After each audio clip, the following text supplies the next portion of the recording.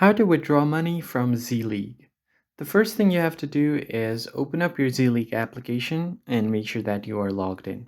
And then the next step is to head over to your profile icon at the top right corner. Just tap on it, and this pop-up menu will appear with your username, your friend's number, and you have an option. You'll also be able to see your balance on the left side. So tap on the cogwheel icon or the settings icon to open your settings. Once you get to your settings option, you'll be able to see different options like your wallet, your total balance, your playable balance, and withdrawable balance. So what happens is if you play enough and earn enough in the app, then that will be converted into your withdrawable balance.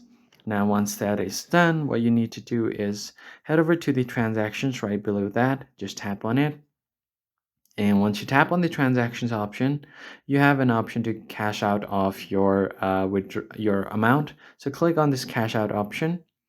Then here you will be able to enter what an amount of money that you want to cash out. Then you can just tap on this next button right here below. And then you should be able to withdraw it by adding all of your details like your credit or debit card details and where you want to transfer it or cash out from. That's it for this video, guys. I hope it was helpful. I'll catch you on the next one.